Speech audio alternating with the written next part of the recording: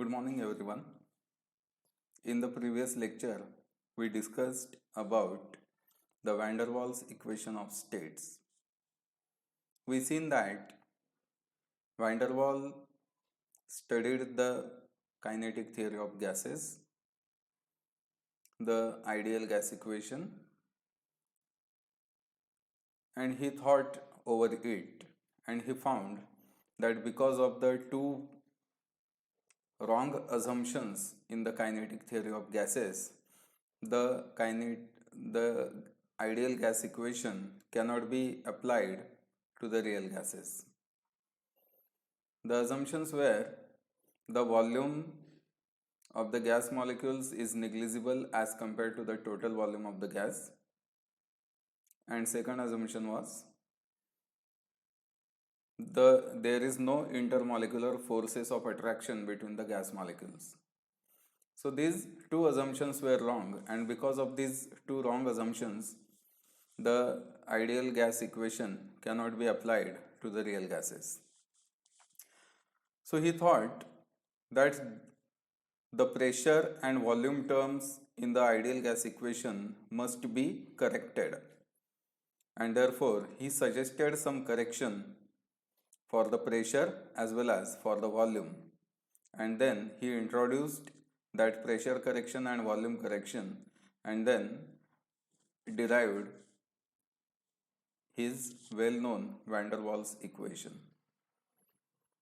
We seen the units of van der Waals constant A and B also in that lecture.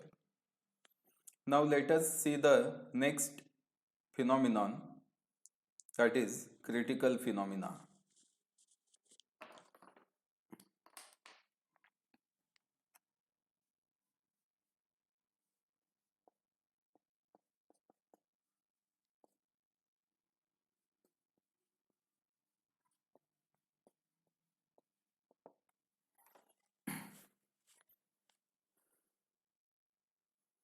There are three critical phenomena. First is critical temperature.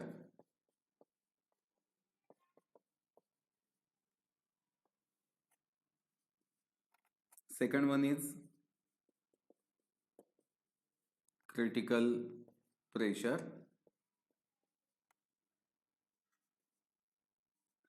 Third phenomenon is critical volume.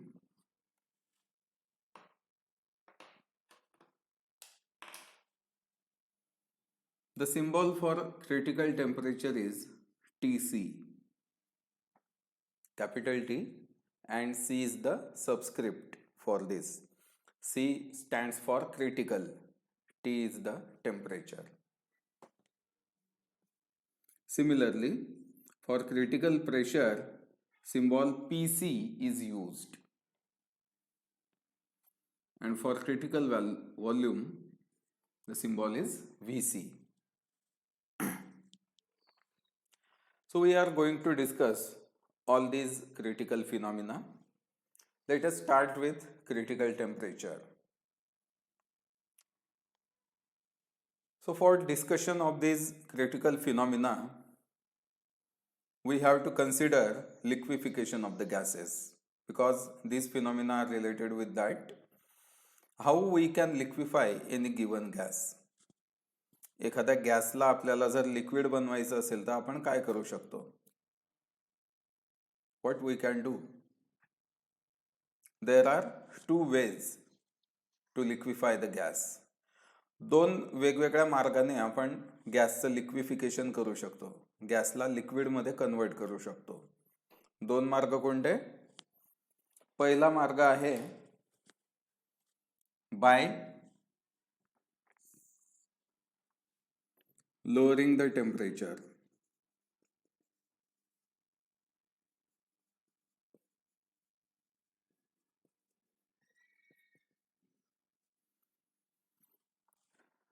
Temperature कमी करा, गॅसचं liquefaction होईल. हा पहिला मार्ग. दुसरा मार्ग काय देता येईल आपल्याला?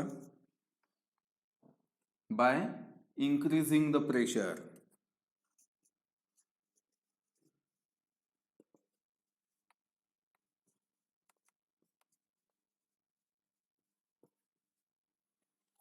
So these are two ways by which we can liquefy in a given gas.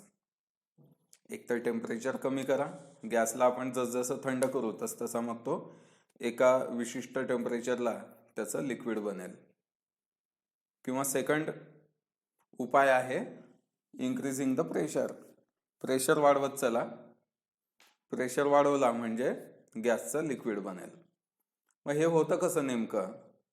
So for that consider a gas.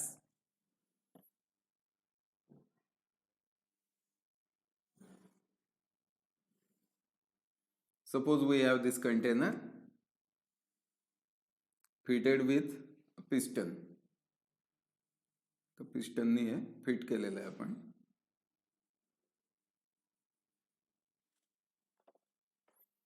There is gas inside the container. We can show the gas molecules like this.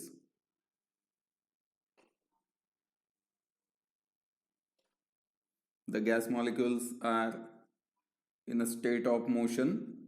They are moving continuously inside the container.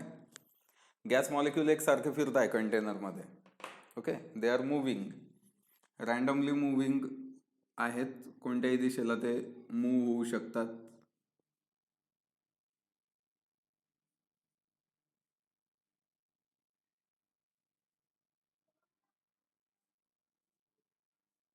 They are moving randomly inside the container. आता यांची जी movement आहे ही कशाच्या बेसिसवर आहे? Movement करायची असेल तर काय गरजेचं आहे? They must have energy. Okay, मूवमेंटसाठी वापरली जाणारी एनर्जी तिला आपण कायनेटिक एनर्जी असं म्हणतो. मग गॅसकडे कायनेटिक एनर्जी कुठून असते? We know that the kinetic energy of gas molecules is directly proportional to the absolute temperature. म्हणजे या गॅसचं जे काही टेम्परेचर असेल, जे तापमान असेल, त्या तापमानामुळे गॅस मॉलिक्युल्सची मूवमेंट होते. Now think what will happen if we lower the temperature of this gas. जर आपण ह्या गॅसचं टेम्परेचर कमी केलं तर काय होईल? टेम्परेचर जर आपण कमी केलं तर ऑब्व्हियसली गॅस मॉलिक्युलची कायनेटिक एनर्जी कमी होईल. आणि कायनेटिक एनर्जी कमी झाली म्हणजेच त्यांची मूवमेंट स्लो होईल. जे जोरात आता फिरतायत त्याचा स्पीड कमी होऊन जाईल. The speed of their movement, their motion will slow down, कमी होईल, स्पीड कमी होईल कारण एनर्जी कमी झाली. ओके, आपण अजून टेम्परेचर कमी केलं, what will happen? The motion will slow down further. अजून जास्त त्याचं मोशन जे आहे ते कमी होईल.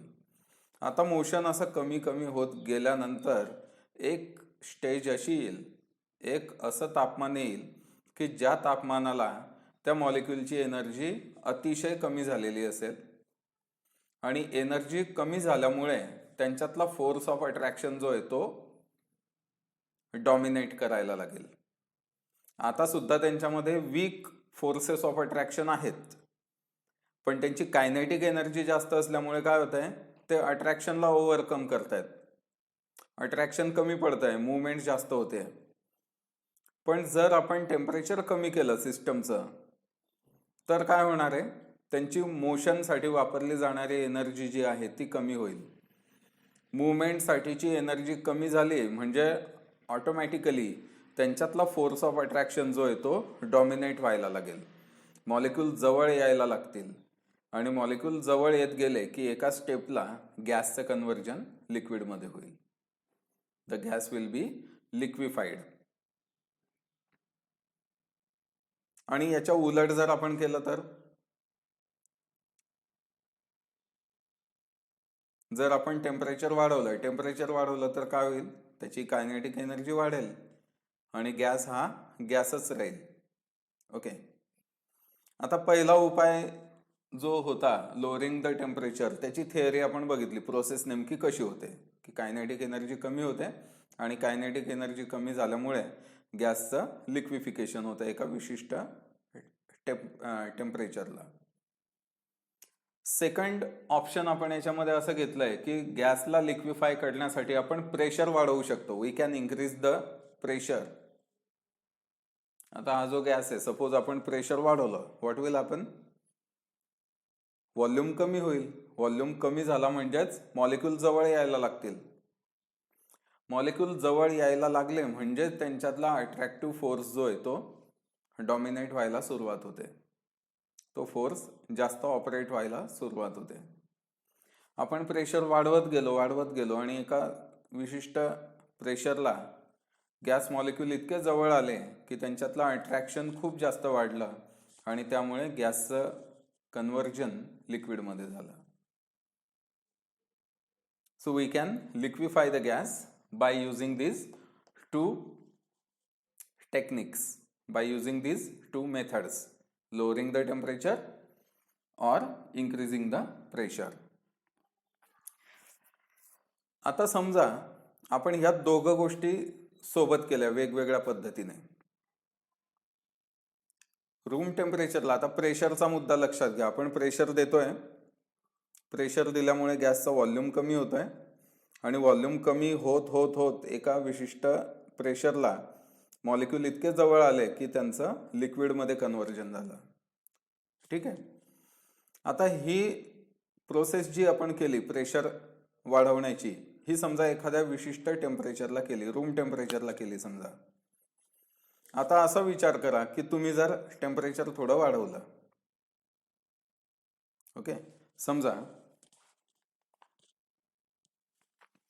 इथे टेम्परेचर आहे 20 डिग्री सेल्सिअस. 20 डिग्री सेल्सिअसला तुम्हाला प्रेशर द्यावा लागतोय, बराच प्रेशर तुम्ही दिला. सपोज तुम्ही 2.5 ॲटमॉस्फिअर प्रेशर त्याला दिला, त्यावेळेस गॅसचा लिक्विडमध्ये रूपांतर झालं. प्रेशर दिला तुम्ही 2.5 20 डिग्री सेल्सिअसला, है ना. 20 डिग्री सेल्सिअसला 1 ॲटमॉस्फिअर प्रेशर जर आपण म्हटलं, म्हणजे जो नॉर्मली असतो आपल्या सगळ्यांवरती जो आता प्रेशर आहे, इट इज 1 ॲटमॉस्फिअर प्रेशर. त्या 1 ॲटमॉस्फिअर प्रेशरला तो गॅसच होता. मग आपण प्रेशर वाढवलं, प्रेशर आपण 2.5 केलं उदाहरणार्थ. 2.5 प्रेशर केल्यानंतर गॅसचं लिक्विफिकेशन झालं, लिक्विडमध्ये कन्व्हर्जन झालं. आता सपोज आपण टेम्परेचर जे आहे ते जास्त केलं. बघा 20 डिग्री सेल्सिअसला प्रेशर आपल्याला लागलं होतं 2.5 atmosphere for example. Suppose we increased the temperature up to 30 degree Celsius. आपण टेम्परेचर आता वाढवलं, 30 केलं. टेम्परेचर वाढवल्यामुळे काय होणार आहे? गॅसची कायनेटिक एनर्जी वाढेल. गॅस मॉलिक्युल्स जास्त स्पीडने आता फिरायला लागतील, एकमेकापासून ते जास्तीत जास्त लांब जातील, व्हॉल्यूम वाढवण्याचा प्रयत्न करतील, एक्सपान्शन त्यांचं व्हायला सुरुवात होईल. आणि त्यामुळे आता काय झालं की प्रेशर तुम्हाला जास्त द्यावा लागेल. 20°C जो प्रेशर तुम्ही दिला त्यापेक्षा आता तुम्हाला प्रेशर जास्त द्यावा लागेल, कारण आता तापमान वाढलं. तापमान वाढल्यामुळे मॉलिक्यूलची एनर्जी वाढली. एनर्जी वाढल्यामुळे गॅसचा स्वतःचा प्रेशर वाढला. गॅस एक्सपांड व्हायचा आता प्रयत्न करतोय, कारण त्याला ताकद जास्त मिळाली आहे, तापमान त्याचं वाढलेलं आहे. त्यामुळे आता त्याला लिक्विफाय करण्यासाठी तुम्हाला प्रेशर जास्त द्यावं लागेल. So for example, at 30 degrees Celsius, you had to give 5 atmosphere pressure.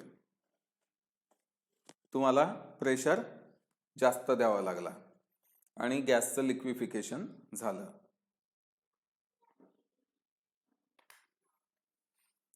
आता समजा तुम्ही अजून त्याचं तापमान वाढवलं, 40 डिग्री सेल्सिअस केलं.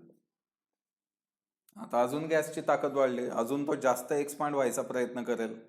कायनेटिक एनर्जी वाढली मॉलिक्युल्सची, They will try to go away from each other.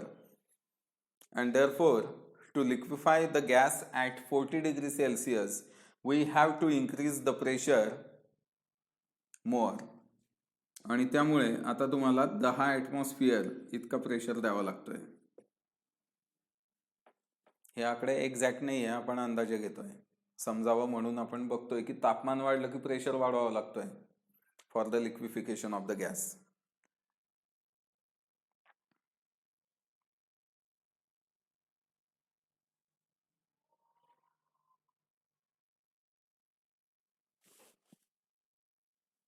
Okay, आता आपण असं केलं की 50 डिग्री सेल्सिअस केलं टेम्परेचर,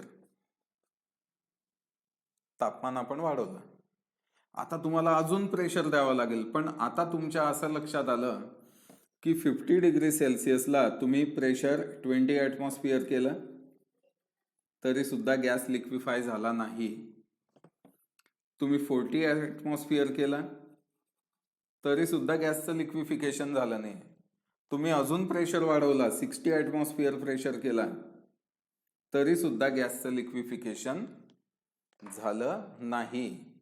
म्हणजे अगोदर बघा 20 डिग्रीला लिक्विफिकेशन झालं होतं, लिक्विफिकेशन झालं.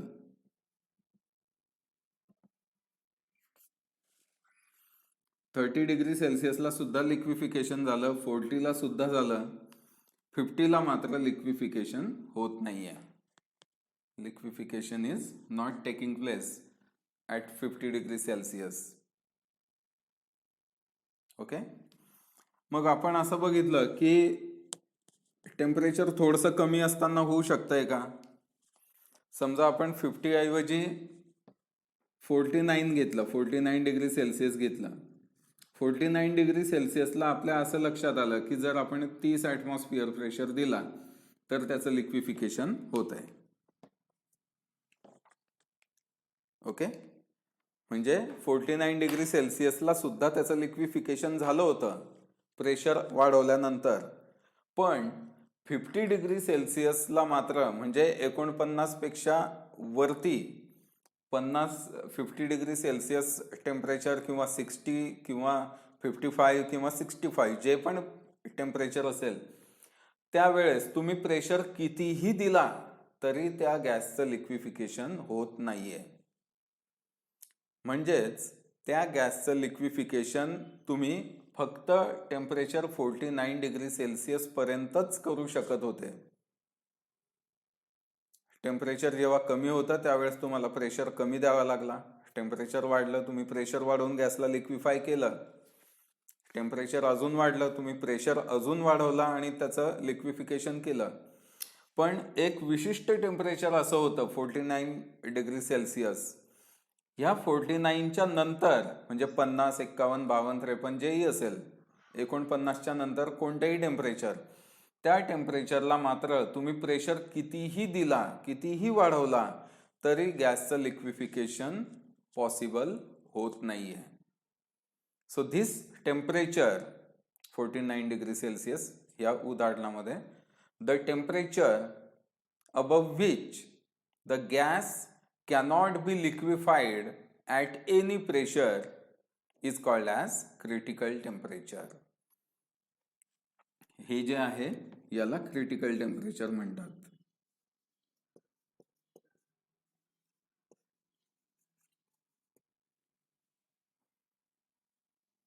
What is the definition? The temperature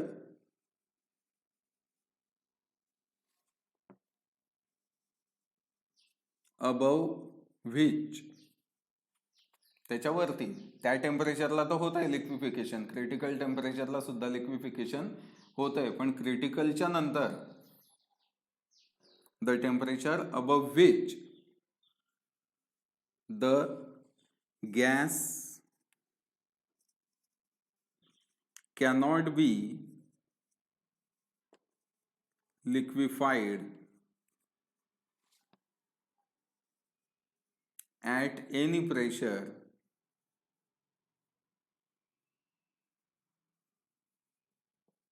is called critical temperature.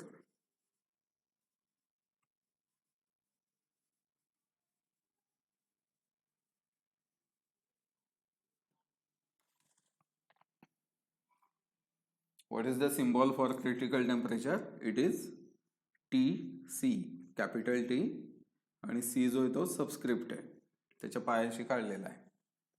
TC is the symbol for critical temperature and this is the definition.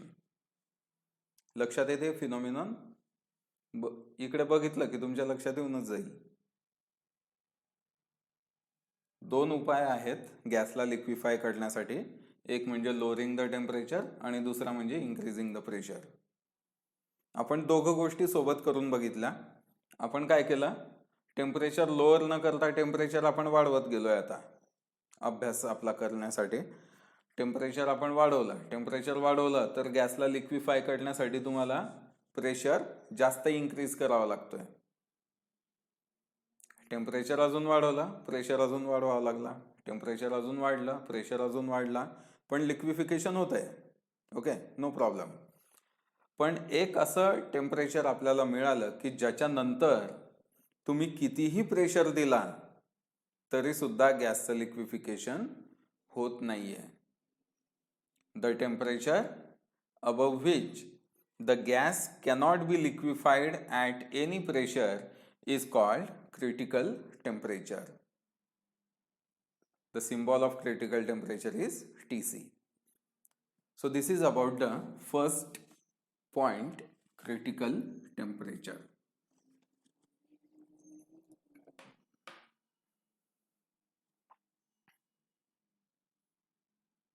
मग आता क्रिटिकल प्रेशर म्हणजे काय?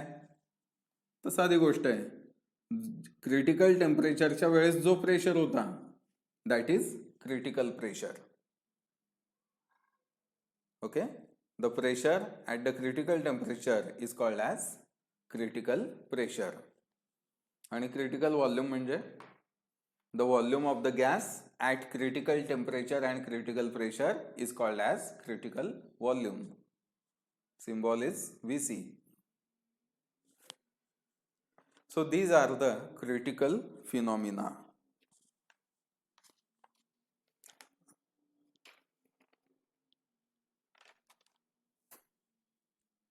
ओके, आता ही जी प्रोसेस आहे ही एक्सपेरिमेंटली सुद्धा केली जाते. जे एक्सपेरिमेंटली हे कसं केलं गेलं, लेट अस सी दॅट.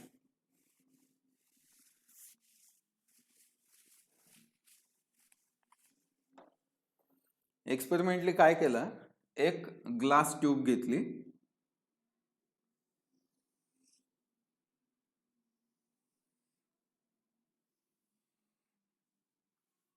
ती ग्लास ट्यूब सील केलेली होती आणि इव्हॅक्युएट केलेली होती, म्हणजे त्यातले हवा वगैरे काढून घेतलेली होती. आणि या ग्लास ट्यूब मध्ये पाणी ठेवलेलं होतं.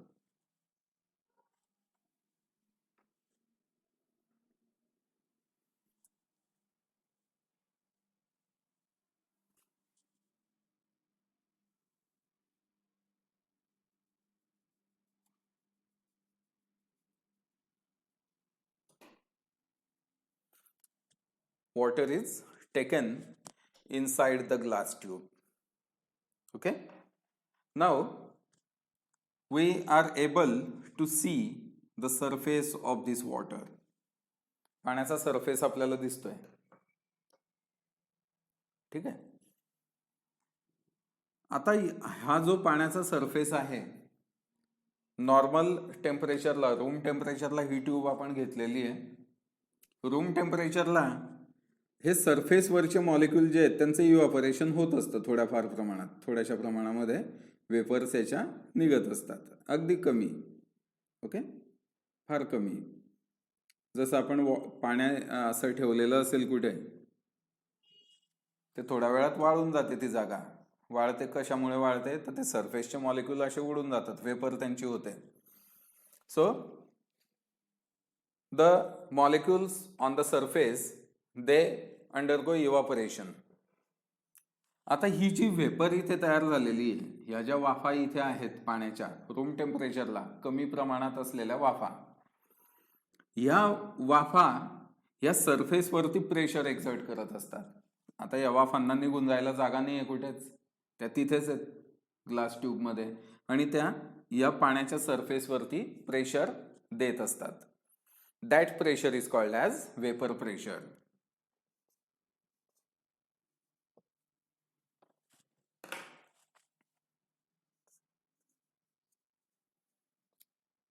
The pressure exerted by the vapors of the liquid on the surface of liquid is called as vapor pressure.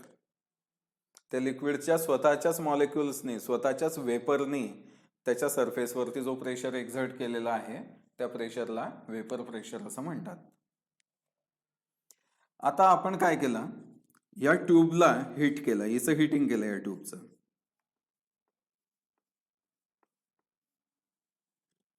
Heating केल्यामुळे काय झालं की याचं इव्हॅपोरेशन फास्ट व्हायला लागलं. आता नंबर ऑफ वेपर्स ज्या आहेत त्या वाढल्या, वेपर्स वाढल्या. वेपर वाढल्या म्हणजेच वेपर प्रेशर वाढला. Okay, the pressure on the liquid is increasing.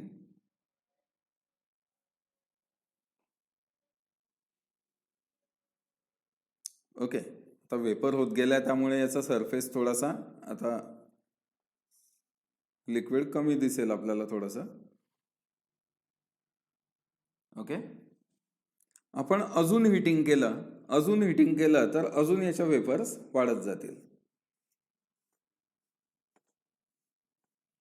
So we went on heating the glass tube. आपण ग्लास ट्यूबला हीट करत गेलो, वेपरची संख्या वाढत गेली. पण वेपरची संख्या जरी वाढली तरी सुद्धा आपल्याला ही जी लाईन आहे, म्हणजे सरफेस जो आहे लिक्विडचा, त्या सरफेसची लाईन अजूनही दिसतेच आहे. ओके, हा जो सरफेस आहे याला मिनिस्कस म्हणू शकतो आपण, मिनिस्कस, वॉटर मिनिस्कस. ओके, हे छोट्या ट्यूबमध्ये घेतलंय म्हणून मिनिस्कस त्याला म्हणता येईल आपल्याला.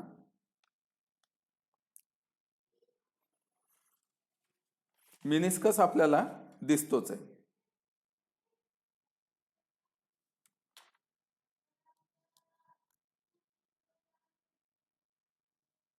ओके, आणि मिनिस्कस आपल्याला दिसतोय, हा सरफेस दिसतोय, त्यामुळे आपण म्हणू शकतो की या सरफेसच्या खाली हे वॉटर आहे आणि वरती वेपर्स आहेत. ओके, वी कॅन डिस्टिंग्विश, आपण अजूनही डिस्टिंग्विश करू शकतोय की या वरती जे आहेत ह्या वेपर्स आहेत आणि खाली जे आहे हे लिक्विड आहे. Okay, but on further hitting a stage will come when the meniscus will disappear. अजून हिटिंग केल्यानंतर मात्र एक स्टेज अशी आली की ज्यामध्ये तो मिनिस्कसच गायब झाला, ते सरफेस दिसणं आपल्याला गायब झालं, बंद झालं. आपल्याला कळतंय की त्याच्यामध्ये लिक्विड आहे, पण आपण असं म्हणू शकत नाही की बा हे इथेच लिक्विड आहे म्हणून. आपल्याला एक प्रकारे वेपर आणि लिक्विड असं एकरूप झाल्यासारखं दिसतंय. Okay, so this is the point of equilibrium. जेव्हा मिनिस्कस गायब होतो त्यावेळेस त्याला पॉइंट ऑफ इक्विलिब्रियम असं म्हणतात. आणि ह्या इक्विलिब्रियम पॉइंटला क्रिटिकल पॉइंट असं सुद्धा म्हणतात. या इक्विलिब्रियम पॉइंटला काय झालं, the properties of the vapour and properties of the liquid they become the same. आपण डिस्टिंग्विश करू शकत नाहीये की वाफ कोणती आहे आणि पाणी कोणतं आहे. The point at which the properties of the vapour are identical with the properties of the liquid is called as critical point. याला क्रिटिकल पॉइंट असं म्हणतात. आणि या क्रिटिकल पॉइंटला जे टेम्परेचर असतं, that temperature is called as critical temperature. The temperature at the critical point is called as critical temperature. म्हणजे आपण जी डेफिनेशन पाहिली ती डेफिनेशन ॲक्च्युअली आपल्याला द्यायची आहे. एक्झाममध्ये वगैरे जेव्हा विचारतील की व्हॉट डिफाईन क्रिटिकल टेम्परेचर, आता तुमची मल्टिपल चॉईस वगैरे मध्ये वेगळ्या पद्धतीने तो प्रश्न येऊ शकतो, पण डेफिनेशन जर विचारली तर ती जी आधी आपण दिलेली होती definition, the temperature above which the gas cannot be liquefied at any pressure is called as critical temperature. तेच एक्सपेरिमेंटली असं करण्याचा प्रयत्न केला आणि ह्या एक्सपेरिमेंटमध्ये हा जो क्रिटिकल पॉइंट आपल्याला मिळाला, ह्या क्रिटिकल पॉइंटलाही तेच आहे. ह्या क्रिटिकल पॉइंटपेक्षा जर आपण टेम्परेचर वाढवलं तर मग इथे फक्त वाफ राहील, लिक्विड राहणारच नाही. पण क्रिटिकल पॉइंटला तिथे लिक्विड सुद्धा आहे, वेपर सुद्धा आहे, फक्त आपण त्याला डिस्टिंग्विश नाही करू शकत आहे. So this temperature at the critical point is called as critical temperature. Similarly, the pressure is called as PC at the critical point and the volume at critical point is called as VC. So experimentally we can show it like this.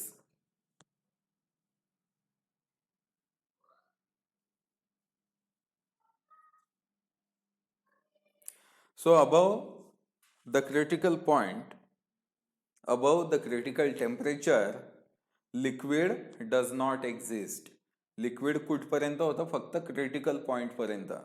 याच्यानंतर अजून जर आपण temperature वाढवलं तर पूर्ण वाफच झालेली असेल, पूर्ण तिथे वाफच राहील, लिक्विड राहणारच नाही. No liquid exist above the critical point. Okay, no liquid exist above the critical point. So this is about the critical phenomena.